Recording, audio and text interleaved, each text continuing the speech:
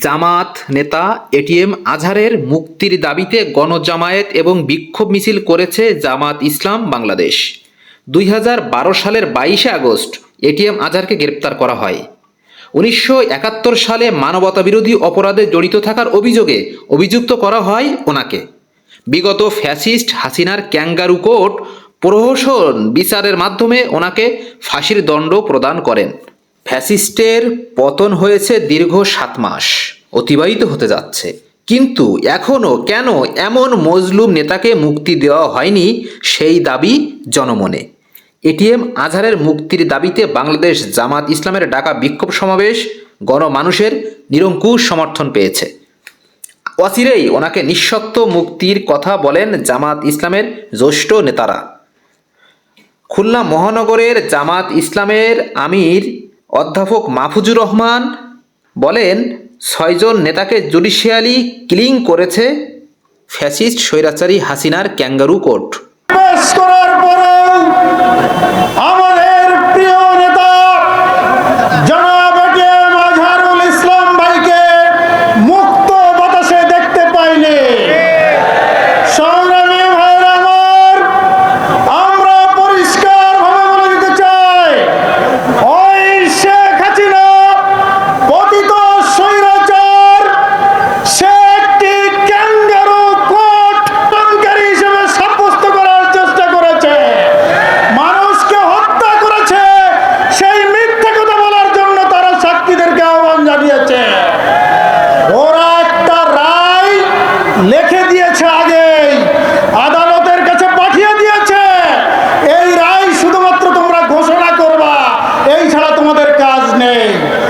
এইভাবে ওরা শহীদ মাওলানা মতিউর রহমান নিজামী থেকে শুরু করে আমাদের 6 জন ভাইকে ওরা জুডিশিয়াল কিলিং করেছে।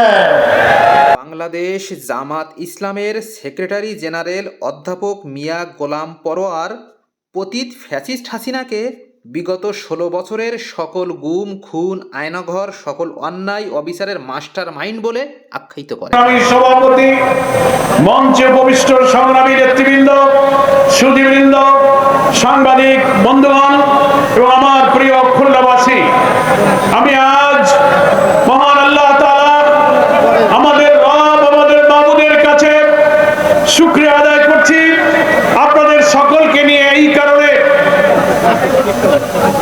অত্যাচারী ফ্যাসিস্ট সমস্ত খুন গুম ট্রান্সফার রিমান্ড আয়নাঘর এবং নির্যাতনের নিষ্ঠুরতার মাস্টারমাইন্ড শেখ হাসিনার 17 বছরের কালো যুগ পার হয়ে খুলনার ঐতিহাসিক হাদিস পার্কে আজ আমরা জনসভায় মিলিত হতে পেরেছি। অত্যাচারী শাসকের জগদ্দল পাথর আমাদের বুকের পর থেকে আল্লাহ পাক সরিয়ে দিয়ে মুক্ত নতুন স্বাধীন বাংলাদেশে আমরা আজকে স্বস্তির নিঃশ্বাস ফেলছি।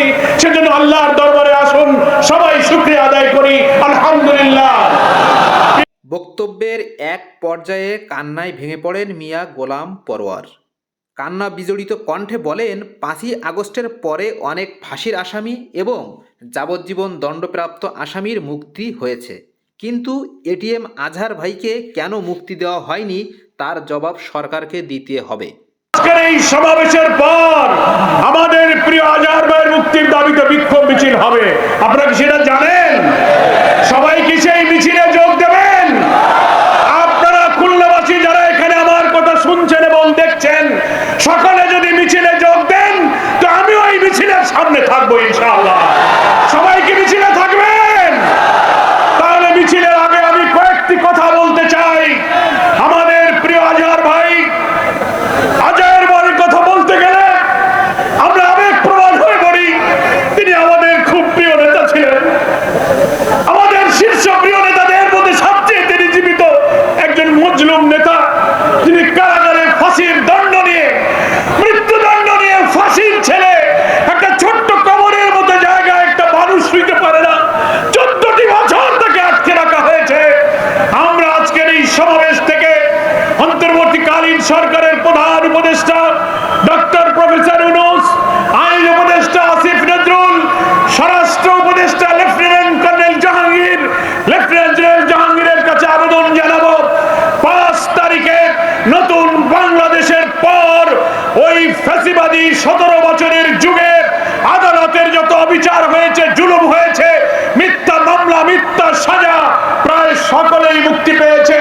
5 আগস্টের পর মৃত্যুদণ্ড প্রাপ্ত অনেকে মুক্তি পেয়েছে, যাবজ্জীবন প্রাপ্ত আসামিরা মুক্তি পেয়েছে। কিন্তু আওয়ামী লীগের আমলে শেখ হাসিনার দায়ের করা মিথ্যা বাদী, মিথ্যা এজাহার, মিথ্যা